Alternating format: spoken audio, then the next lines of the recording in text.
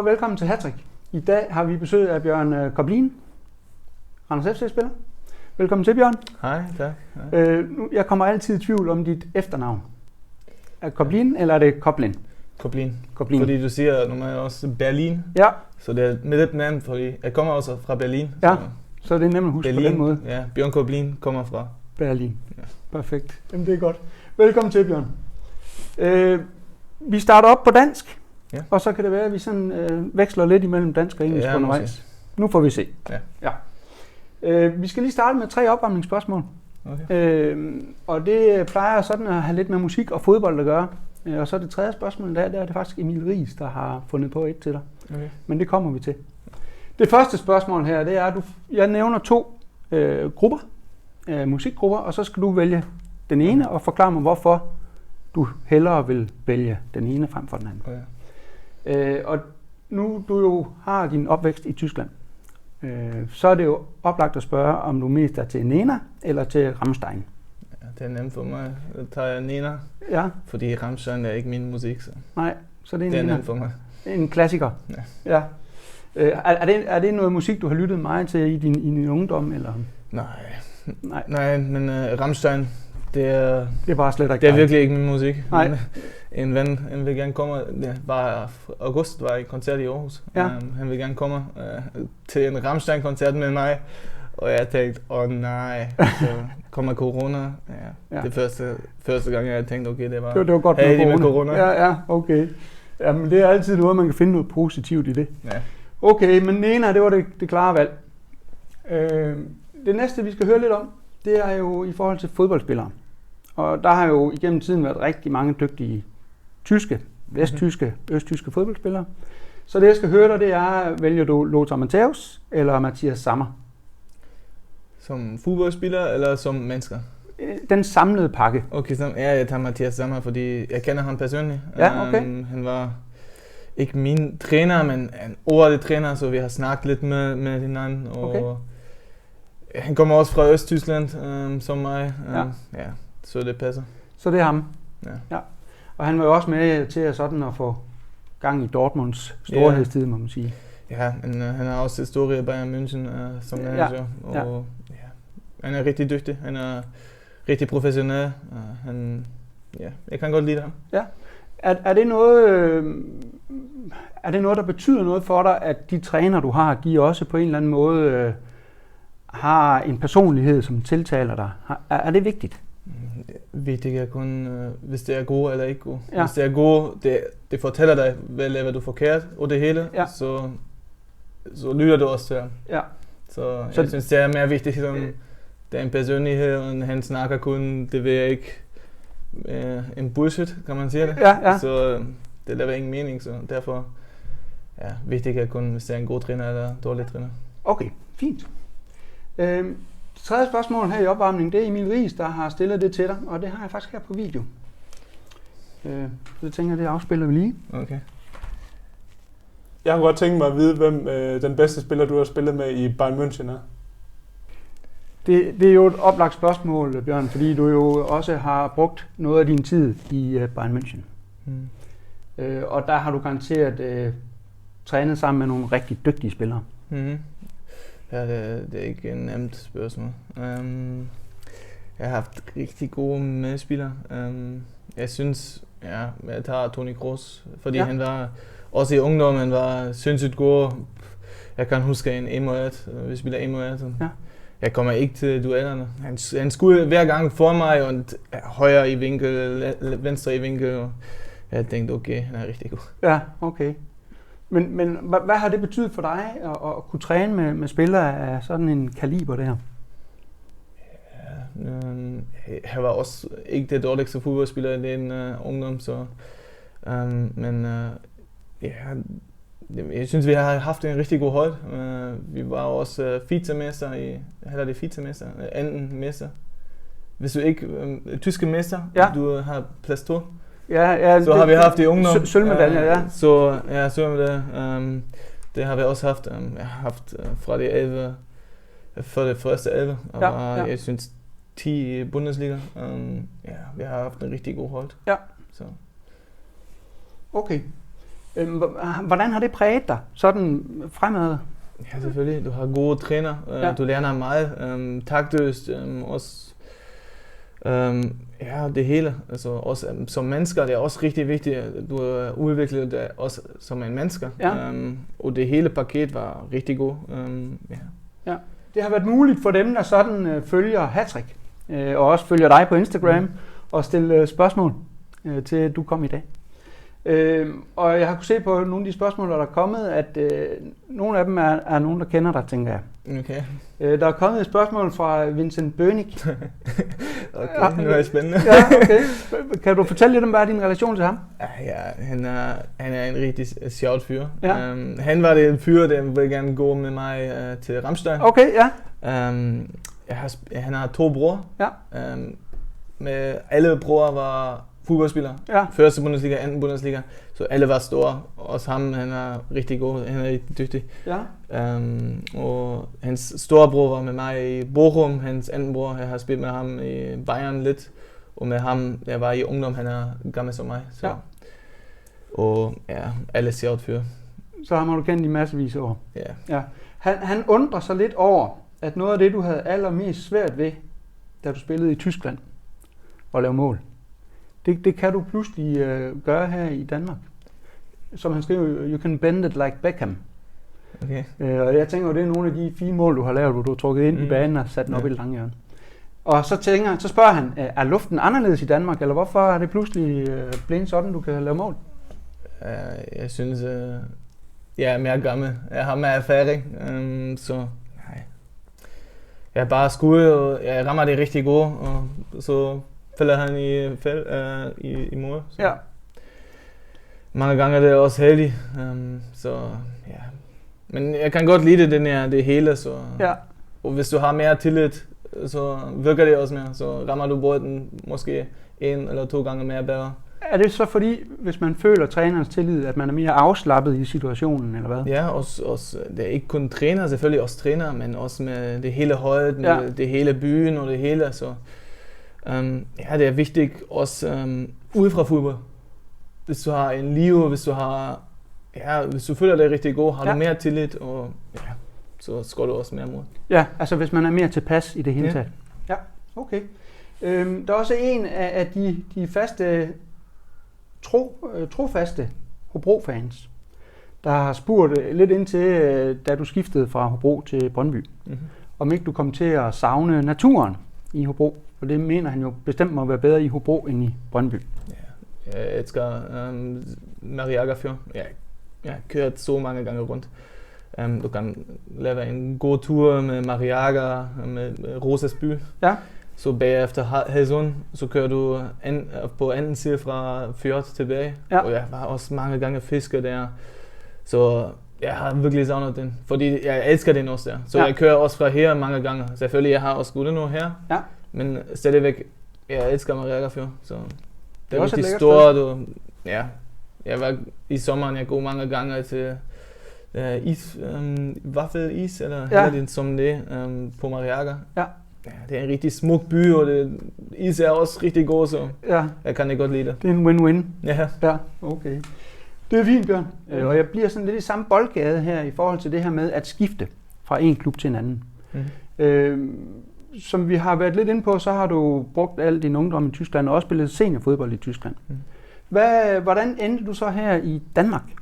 Ja, jeg har haft, jeg synes det var 4 klubberne i Tyskland, så jeg har tænkt, okay, jeg vil gerne gå til udlandet. Ja. Min drøm var altid Storbritannien. Men der var virkelig ingenting, så jeg har haft ingen tilbud for Storbritannien, så kommer jeg lidt til buller. Jeg var uden klub en halv år, fordi jeg vil gerne til udlandet, men der var ikke det rigtige. Så jeg tænkte, okay, så kommer lige pludselig Hobro. Jeg tænkte, okay, jeg bare kører. Jeg kigger. Hvis jeg kan ikke lide det, jeg kører hjem. Ja. Passer også. Ja. Men så prøver jeg. Hvis jeg har set, jeg har spillet med Sønderjyske, var det rigtig fint. Jeg tænkte, okay, jeg bliver her. Ja. Halv år. Så rykker vi også op, så bliver vi lidt længere. Nu er virkelig lang tid her. Ja. Hvad kendte du egentlig til ligaen og til klubben dengang? Altså til Hobro og til, ja, det var så første division. Ja, altså det hele, jeg kan bedre lide her fodbold her, fordi normalt det fløjt ikke hver ting.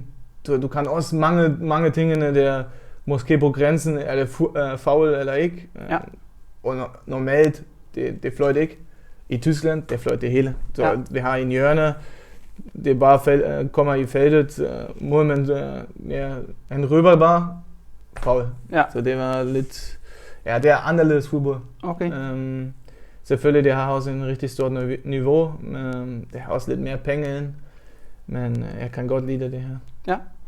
Men har du ellers oplevet, hvad skal man sige, nogle forskel på den fodboldkultur, der er i Tyskland og i Danmark? Ja, først, du kan ikke sammenligne, okay. Ja. Danmark og Tyskland, fordi Tyskland har 80 Meget større, millioner mennesker, og Danmark 5 millioner. Ja. Men hvor jeg var for eksempel i Brøndby, du kan se, at der har også en rigtig stor fodboldkultur i Danmark. Så selvfølgelig, i Tyskland har du mange rigtig store klubberne, men du har også mange mere mennesker. Ja. Så ja, jeg synes begge er fodboldkultur, men det eneste, jeg ønsker mig lidt mere, kigger ikke kun på fjernsyn, så går også til stadion. Ja, komme ud og fornemme det i virkeligheden. Hvad med sådan, skal man sige, den træningskultur, der måske er? Har du mærket nogen forskel på det i forhold til at træne i Tyskland og træne i Danmark? Ja, vi træner lidt mere sessions, lidt mere i Tyskland, så i preseason har du ikke kun 2 gange, du har næsten hver dag 3 gange om dagen træning. Ja. Det er lidt anderledes, men jeg synes det nye, jeg hørte også nu fra Tyskland, der er mange trænere, der skifter, ikke så mange gange træning om ugen. Hvad det er rigtigt, det kan jeg ikke sige. Jeg er ikke træner i øjeblik, så. Nej. Men det er anderledes. Men vil du så sige, at i Tyskland er det en hårdere fysisk træning? I preseason, ja. I preseason. Ja. Hvad med den taktiske del af det, og de tekniske øvelser? Ja, altså, det kommer også, hvem er din træner? Ja. Det er altid vigtigt. Hvis du har en gammel træner, så træner du også hver uge rigtig hårdt. Ja. Jeg har haft en træner, og jeg har tænkt, for helvede mand, hvor er jeg her? Men det er også, efter tid, you bare get used to it. Ja. Så havde du nogle overvejelser, dengang du skiftede fra Tyskland til Danmark, i forhold til niveauet? Ja. For mig, det var virkelig kun, jeg vil gerne til udlandet. Ja. Jeg har ikke kigget så meget på niveau i den øjeblik.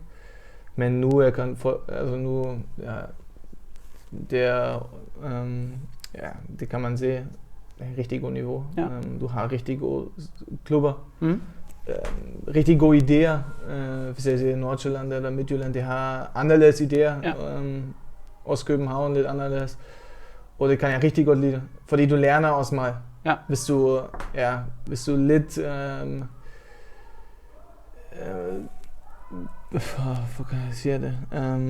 Hvis du kigger ikke kun på dig selv, kigger også lidt på andre klubber lidt med ind, så lærer du også meget.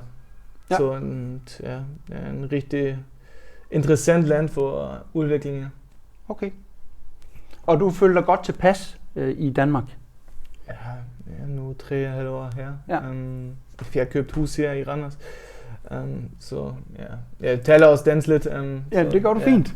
Så det passer. Ja, okay, godt. I forhold til det her med, du var selv inde på det, at man som menneske også vokser, og det er også vigtigt, hvad man byder ind med som menneske. Er der nogle ting, du har taget med dig fra Tyskland og her til Danmark, i forhold til måske din tilgang til fodbolden, eller din moral i forhold til træning og sådan? Er der noget, du drager nytte af? Ja, hvad jeg har lært her i Danmark, hvad jeg rigtig har lært her, du nytter også din liv efter fodbold. Ja. Så det er ikke kun fodbold, så du nytter din liv. Du går ikke kun for penge til arbejde, så du lever også din liv. Ja. Så og det beholder jeg stadigvæk, fordi jeg synes, det er rigtig, det er hygge. Den er helt perfekt. Ja, okay. Men har du oplevet, at der har været nogle forskelle med dine forventninger til holdkammerater, du har spillet sammen med i forhold til træning eller opladning til kampe og sådan? Ja, selvfølgelig. Altså, min naturel er, jeg går hver dag for 100%. Ja. Og det kan jeg også ikke skifte. Selvfølgelig, jeg prøver også at motivere det anden. Det er yngre for, det er min måde til, vi har mere spillere fra ungdom i første år, så jeg prøver at snakke med dem. Det er bedre og bedre. Ja. Og jeg synes, de lever det også rigtig fint i øjeblik. Så det er min måde derfor. For at kigge lidt på din tid her i Danmark, så var det jo Hobro, du startede ved, og så strøg du til Brøndby, som jo er en stor klub i Danmark, traditionelt set. Mm-hmm. Og så, det var ikke så succesfuldt et ophold, set på spilletid i hvert fald. Ja. Og så kom du til Randers. Hvad var dine tanker, da du kom fra Brøndby til Randers? Var det fordi, du kendte Thomas Berg godt, eller var der andre ting, der tiltalte dig? Jeg synes, jeg har underskrevet der rigtig tidligt. Normalt laver du det ikke, hvis du kommer i juli til, hvor jeg skriver det. Jeg synes, det var oktober. Men jeg synes, det hele passer. Jeg har set stadion flere gange. Så jeg kender Thomas Berg. Jeg har haft en god snak med Søren. Ja, så. Uden at gå i detaljer med de snakke der, men hvad er det for nogle emner, der bliver diskuteret? Altså, selvfølgelig er der nogle personlige hvad skal man sige, ting, der skal være på plads. Jeg var 30 år. Mine ting er, hvad kan jeg lave i fremtiden og det hele. Jeg har ikke tænkt, det skifter Tony ud. Det var for mig umuligt. Han er en rigtig god træner, men det var ikke en god samspil med mig. Så har jeg tænkt, okay, hvad skal jeg lave? Thomas Berg vil gerne have mig, så jeg tænkte, okay, det passer perfekt. Jeg kender ham. Jeg elsker stadion. Det er ikke langt fra Hobro. Det er også fint for mig, fordi jeg kender mange mennesker. Så, Men er det sådan, når man sidder og taler sådan muligheden for at skrive kontrakt med en klub, at man lægger en eller anden form for plan for, hvor skal klubben rykke sig hen, og hvor skal du som spiller rykke dig hen? Ja, det er altid som det. Hvad træner forestiller sig med mig, hvad jeg forestiller mig. Og hvis det passer sammen, så kommer du normalt til en kontrakt. Okay. Så I kunne godt finde hinanden? Ja. Så vi kender os vores nu 3,5 år. Ja. Men den var vi også 1,5 år, vi har arbejdet sammen, og det var også rigtig god. Så du var tryg ved, at Thomas Berg vidste præcis, hvad han fik i dig, og derfor vidste du, at der var mening med det? Ja. Du er blevet meget brugt både i venstre side og i højre side af firebakkæden. Mm-hmm. Hvordan har du en præference? Altså er der en af siderne, du helst vil spille i? For mig er det virkelig rigtig glad. I går, to dage før, jeg har spillet højre bak. Sidste kamp, jeg kommer ind til venstre bak. Men for mig er det virkelig rigtig glad. Jeg vil gerne bare spille og vinde hver kamp. Så det er min hver dag konkurrence for mig selv. Jeg vil gerne vinde hver kamp. Hver spil. Ja. Og hvis jeg er kun på kort eller noget, jeg vil gerne vinde. Jeg hælder det at tale. Ja. Så det er min tanke. Så det er din ambition, ikke så meget om det er højre eller venstre side? Men nej, fordi jeg synes også, at min venstre er fin, men højre er fint, så det laver ikke så meget anderledes i kampen også det hele. Så. Men hvis du spiller i venstre side, giver det dig vel bedre mulighed for at trække ind og bende det like Beckham? Eller hvad? Skyder du lige godt med begge ben? Jeg har lavet begge mål på højre siden, så med venstre ben. Ja. Mange mennesker, der siger nu, at min venstre er bedre som min højre. Men selvfølgelig, jeg dribler med højre. Ja, det er så svært at sige at være bedre. Ja, okay. Så du spiller der, hvor træneren synes, der er behov for det? Fedt. Her i forbindelse med, skal vi sige, coronapausen, der forlængede Randers med en del spillere, og der er blandt jo også dig. frem til 2024. Mhm. Og i den forbindelse, der har Søren P. blandt andet udtalt, at du er sådan prototypen på en rigtig Randers FC-spiller. Altså, du er 100% engageret, og du giver alt for at vinde, og du har en professionel tilgang til fodbolden. Og derved også er et forbillede for de unge mennesker, som jo også er i truppen efterhånden. Er det noget, du sådan er bevidst om, at det er en rolle, du har? Ja, jeg er 31, jeg har spillet i store klubberne. Selvfølgelig kigger jeg unge spillere normalt lidt til spillere, det var i højere niveau og det hele.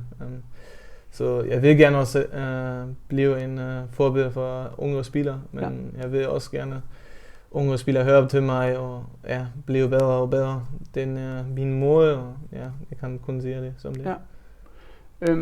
Var det nemt for dig, da du kom til Randers, og hvad skal man sige, tilegne dig de normer og værdier, der er i klubben? Jeg bare blive mig selv. Ja.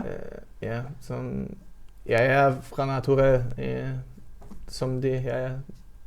Ja, så det stemmer godt overens med den tilgang, du alligevel det passer har. Bare. Det passer bare, fordi jeg er lidt måske overmotiveret hver gang. Det er måske tysker mentalitet, men det er ikke alle tyskere som det, desværre. nej, okay. Jeg synes, det er ikke kun mig. Så vi har mange spillere, det har rigtig gode karakter. Ja. Jeg synes, karakter er det rigtige ord, og det kan også på træning hver dag. Mange spillere er rigtig, rigtig dygtige hver gang, og jeg synes, det er det rigtige mentalitet. Ja. Har I en særlig måde sådan, og når nu der kommer nye spillere til, eller unge spillere op, har I er det udtalt, hvilke forventninger der er til en spiller i Randers FC? Er det noget, der sådan bliver talt om? Ja, vi har mennesker er anderledes, så det er lidt svært at sige, vi vil gerne have den type, kun den type. Det er ikke muligt, du har brug for 11 mennesker på høje minimum. Ja. Og selvfølgelig, hvis du har kun den prototype, spiller du rigtig dårligt. Ja. Fordi alle laver det samme, så du har brug for lidt anderledes. Jeg synes, vi har en rigtig god mix. Ja. Og det fortsætter sig, jeg håber. Selvfølgelig byder man ind med forskellige ting på banen. Ja. Men hvis nu nogen sådan i forhold til at have at påvirke træningskulturen eksempelvis i en negativ retning, hvordan opretholder I, at man har på dansk snuden i sporet og trækker i samme retning? Ja, hvis for eksempel vi har nu et uge, hvor vi træner rigtig dårligt. Ja. Så har vi også en træner, han røber rigtig. Ja. Så selvfølgelig træner røber, men vi har også mange spillere med karakter, og det snakker den også om det. Okay. Det er også vigtigt, så vi har næsten hver gang det samme niveau, bedre niveau. Hver spiller har det, vil gerne blive bedre og bedre. Ja. Så derfor det er rigtig vigtigt, at du har karakterer i holdet, og det er rigtig mentalitet med mange spillere. Det er jo en forholdsvis lang kontrakt, du har skrevet. Altså, der er jo næsten 4 år tilbage nu på den. Mm-hmm. Hvilke perspektiver ser du egentlig i Randers FC som klub? Jeg vil gerne, selvfølgelig gå til finalen i pokalen. Jeg vil gerne top 6. Det er min mål hver gang. Ja. Jeg vil gerne klubben være større og større, selvfølgelig. Ja. Det er min mål, og jeg vil gerne have mange som muligt spillere fra ungdom i første hold. Så jeg synes, det er fremtid. Her i preseason har der været en del unge spillere med i kampene, og der er også meget unge spillere med på bænken og sådan. Har du en fornemmelse af, at der er en god udvikling? Ja, jeg har set en kamp U17. Det er en rigtig god trup. Ja. Det var rigtig spændende at se det i 3-4 år. Selvfølgelig kan jeg ikke se, at alle bliver profi, men det ser spændende ud i øjeblik. Ja. Så jeg håber, det bare fortsætter sig med det rigtige mentalitet, med rigtige karakterer. Ja. Så det bliver bedre og bedre. Så det er perfekt, hvis du ser fra U17 i 5 år. 4 spillere eller 5 spillere i første år. Så jeg synes, det har en god fremtid i Randers, men jeg synes selvfølgelig, det hver år det er rigtig vigtigt. Ja. Du bliver i Superliga. Ja. Nu med tøjklubberne, med rigtig store klubberne, med store investorer. Det er ikke nemt. Nej. Og den skal du også tænke hver gang. Det har mere penge, mange klubber. Hvis jeg siger København, det køber spillere for 5 millioner euro. Ja. Ja, det er anderledes niveau. Hvordan kan Randers FC kompensere for det? At det er jo ikke nogen hemmelighed, jo, som du siger, at andre klubber har et større sportsligt budget end Randers. Hvordan kan vi så indhente noget af den fordel, de har ved det? Er det igennem den gode træning? Jeg synes, du har brug for din ene strategi. Og jeg synes, vi har en anderledes strategi, som for eksempel Nordsjælland eller noget. Og det har du også brug for. Derfor vinder vi også mange kampe. Ja. Hvis jeg siger for eksempel en god eksempel i Danmark, Horsens, det har haft en totalt anderledes strategi med langt indkast, men helt langt indkast og kun dødbolde. Ja. Men det var succesfuldt, fordi det har noget anderledes, og det er gode ind i anderledes, og vi har også noget anderledes, og vi er også gode ind det, så vi bare fortsætter det. Er det sådan en plan, trænerne lægger frem? Eller jeg synes, er I hele klub. Jeg synes, det er hele klub. Okay, det kan ikke kun træner, fordi det er en strategi fra det skal fra hele klubben, fra sportdirektøren. Det vil jeg ikke sige, men så det er den brede sportslige strategi, ikke kun, hvad skal man sige, taktikken på banen? Ja. Okay. Og der tænker du, der er en god udvikling, og det går den rette vej. Nu var du selv ude at spille reserveholdskamp her mod AB, og det var jo også et ret ungt hold, Randers stillede op med. Mm-hmm. Og du kom på scoringstavlen, på strafspark. Yeah. Men er der nogle af de unge spillere, du sådan tænker, jamen det ser rigtig spændende ud, og det er godt, de får kampe på reserveholdet? Eller? Ja, jeg synes, vi vinder ikke uden grund 4-0 med Aalborg. Det har haft en rigtig god hold. Jeg har tænkt før kampen, okay, det har mange professionelle spillere med. Jeg synes, det vil jeg synes. Vi har haft en odd fra, hvis du bet på penge, jeg har haft en odd fra 7,0 før kampen, og jeg har tænkt, spiller det med første hold, eller hvad sker det her? Ja. Så vinder vi 4-0. Jeg synes, det siger meget om vores spillere. Ja. Også fordi vi har mange ungdomsspillere. Det siger meget om vores ungdom. Ja. Okay. Så der er grund til optimisme? Jeg er altid optimistisk. Ja, så. Det er godt. Perfekt. Og det er der måske også brug for, Bjørn. Lige om lidt, så er det Brøndby, der venter her på Randers Stadion. Og de er jo kommet resultatmæssigt i hvert fald flyvende fra start og har maksimum point. Hvad tænker du om den kamp? Ja, det er som hver kamp. Det er en tempo-kamp. Hvis der nu er dine chancerne, vi vinder kampen. Jeg synes, Brøndby har en god hold. Ja. Men vi har også en god hold, så jeg synes, det er en tempo-kamp, og jeg håber selvfølgelig, at de 3 punkter bliver her. Ja. Men er der nogle særlige ting, I er opmærksom på, der skal lykkes for Randers, for at vi står med de 3 point til sidst? Det har gode omstillinger, selvfølgelig. Det vil vi, og jeg synes, træner siger også mange tingene om, hvad laver de i øjeblikket rigtig gode. Ja. Hvor kigger vi på nu? Og så forbereder det sig godt. Ja, okay.